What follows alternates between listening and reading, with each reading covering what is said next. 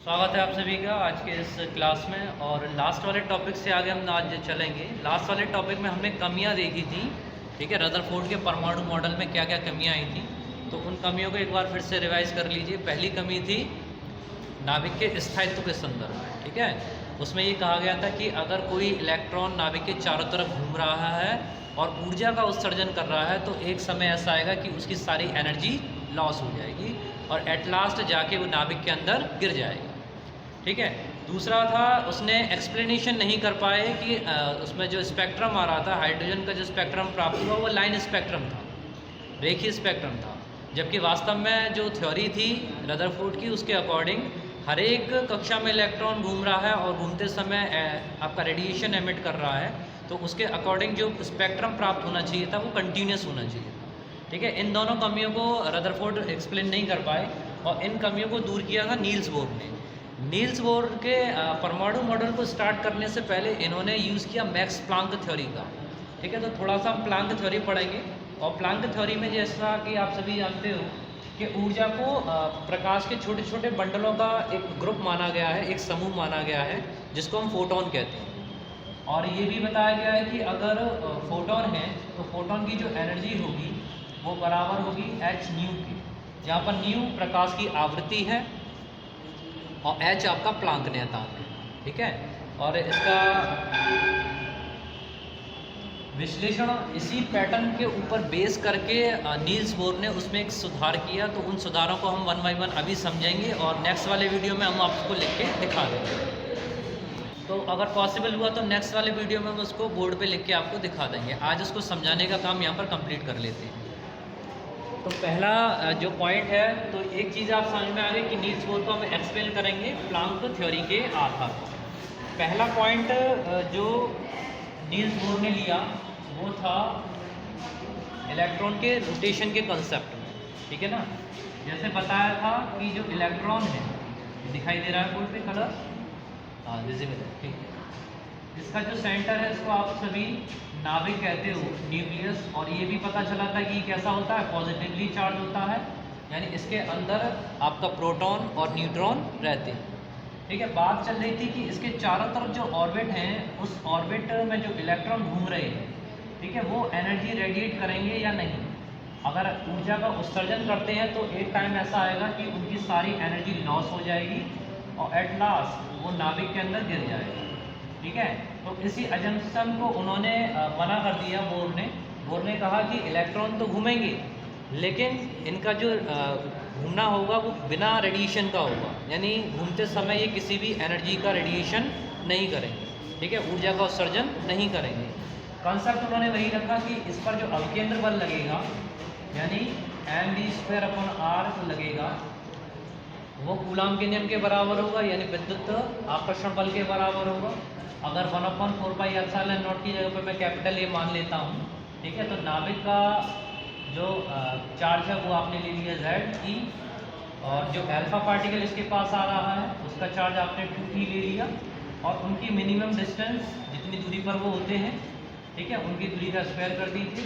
तो यहाँ से उन्होंने पहली इक्वेशन बना ली थी कि जो भी आपका अभिकेंद्र बल होगा वो विद्युत बल के अकॉर्डिंग ही होगा या उसको ही बैलेंस करेगा, ठीक है। तो जो नया था, ये बात तो रदरफोर्ड ने भी बताया था, लेकिन उन्होंने बस ये गलती कर दिया कि कह दिया कि ये घूमते समय ऊर्जा उत्सर्जित करेगा, ठीक है।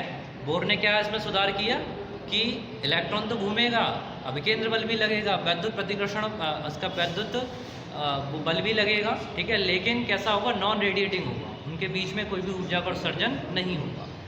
दूसरा पॉइंट उन्होंने जो रखा वो ये रखा कि इलेक्ट्रॉन जिन कक्षाओं में घूमेंगे उनका एंगुलर मोमेंटम, ठीक है, यानी कोणीय संवेग, ऐसा नहीं कि हर इलेक्ट्रॉन हर कक्षा में घूमेगा, उसकी कक्षा फिक्स होगी। जैसा आप सभी जानते हो, पढ़ भी रखा है कि कोणीय संवेग जिसे हम J से दिखाते हैं, और मोस्टली इसका फॉर्मूला आप लोग यूज़ करते हो I × ओमेगा। अगर यहाँ पर I की जगह mr² कर लिया जाए और ओमेगा की जगह V/r कर लिया जाए, तो r से r यहाँ कैंसिल होगा, मतलब होगा J की वैल्यू आप क्या लिख सकते हो, mvr रख सकते हो। यहाँ पर m उस इलेक्ट्रॉन का मास होगा, v उसकी वेलोसिटी होगी, और r उसकी कक्षा की त्रिज्या है, जिस कक्षा की त्रिज्या में वो घूम रहा है, ठीक है। अब इसका जो मान है, उन्होंने कहा कि ये जो इलेक्ट्रॉन है उसी निश्चित कक्षा में घूमेंगे जिनका कोणीय संवेग h/2 h/2 का पूर्ण गुणज होगा। ठीक है, यहाँ पे भी प्लांक कांस्टेंट ले आए, h ले आए, h इंट्रोड्यूस कर दिया। साथ ही साथ उन्होंने यहाँ पर n और बढ़ाया था। n क्या होता है अभी? n होती है इसकी क्वांटम संख्या। ठीक है, n = 1 है, n = 2 है, n = 3 है। तो यहाँ पर जो n आएगा आपका क्या आएगा? आपका क्वांटम नंबर या क्वांटम संख्या आएगी। समझ में आ रहा है सभी के? तो दूसरा अजम्पशन उन्होंने कोणीय संवेग के उसमें दिया था कि इलेक्ट्रॉन केवल उन्हीं कक्षाओं में, उन्हीं निश्चित कक्षाओं में घूमेंगे जिनका कोणीय संवेग h/2 का पूर्ण गुणज होगा। ठीक है, थर्ड पर आते हैं। थर्ड को अगर समझना है तो थर्ड को समझने के लिए वही पहले वाले को आपको समझना पड़ेगा कि जो इलेक्ट्रॉन है वो दो तरीके से काम करेगा। एक, जब इलेक्ट्रॉन एनर्जी एब्जॉर्ब करेगा और अपनी नीची कक्षा से उच्च कक्षा में जाएगा। दूसरा करेगा उच्च कक्षा से जब निम्न कक्षा में आए। ठीक है, तो यहाँ पर अगर इस तरीके से मूल अवस्था को दिखा दिया जाए, ये इलेक्ट्रॉन की मूल अवस्था, इसके बाद अन्य अवस्थाएं दिखा दी जाए। ठीक है, ये इनकी ऑर्बिट्स को दिखा दिया है। इसको पहली वाली n = 1, n = 2, n = 3, ये क्वांटम नंबर शो कर दिए हैं।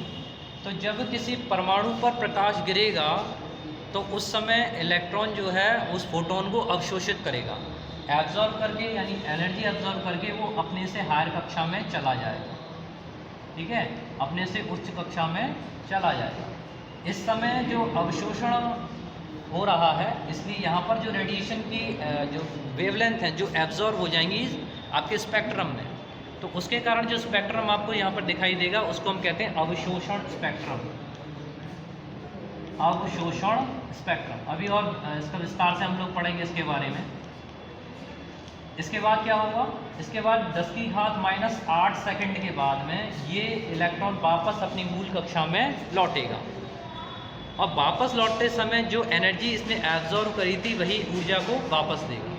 तो इसका मतलब ये होगा कि इसमें जो डिफरेंस होगा, यानी इनकी कक्षाओं में जो ऊर्जा का अंतर है, अगर एक की एनर्जी आप E1 मान लें, दूसरे की E2 मान लें, तो इनकी ऊर्जाओं का जो अंतर, इनकी कक्षाओं में जो ऊर्जा है उसका अंतर E2 - E1 किसके बराबर होगा? जो प्रकाश ये उत्सर्जित करेगा। तो जो उत्सर्जित होने वाला प्रकाश है उसकी आवृत्ति कितनी? ν/h, फिर से वही प्लांक कांस्टेंट। तो नील्स बोर के अकॉर्डिंग इलेक्ट्रॉन जो है वो ऊर्जा तो उत्सर्जित करेगा, लेकिन कब करेगा? दोनों ही काम करेगा, अवशोषित भी करेगा और उत्सर्जित भी करेगा। लेकिन अवशोषित करेगा जब बाहर से उसे ऊर्जा मिली, यानी प्रकाश उसके ऊपर गिरा, प्रकाश फोटोन उसने एब्जॉर्ब करे, उस ऊर्जा को लेके वो कहाँ चला गया? अपर क्लास में चला गया। ठीक है, वहाँ कितनी देर स्टे करेगा? 10⁻⁸ सेकंड तक वहाँ स्टे करेगा और उसके बाद फिर वो वापस लौटेगा। लौटते समय जो एब्जॉर्ब करी गई ऊर्जा थी वही ऊर्जा रेडिएशन के रूप में फिर से एमिट करेगा। तो ये 3 अजम्पशन थे मुख्य रूप से। जो पहला पढ़ा आपने स्टेबिलिटी के बारे में कि घूमेगा लेकिन ऊर्जा का उत्सर्जन नहीं करेगा। दूसरा पढ़ा आपने कोणीय संवेग वाला कि J का मान NH/2 का पूर्ण गुणज होगा, यानी कोणीय संवेग h/2 का पूर्ण गुणज होगा। तीसरी बात ये कि इलेक्ट्रॉन एनर्जी उत्सर्जित करेगा भी और अवशोषित भी करेगा, लेकिन उसके लिए कंडीशन ये होगी कि या तो वो क्लास से अपनी से उच्च कक्षा में जाए या उच्च कक्षा से मूल कक्षा में आए। ठीक है, तो ये थे नील्स बोर के 3 अजम्पशन। उसके बाद में हम इसको आपको लिख के भी दिखा देंगे, इसको बोर्ड पे बता देंगे, समझा देंगे जब भी अभी मौका मिला तो। और इसके बाद जस्ट इसमें भी कुछ कमियाँ थी, उस कमी को अगले वाले उसमें कंप्लीट करते हैं। ठीक है, तो बहुत बहुत धन्यवाद, थैंक यू।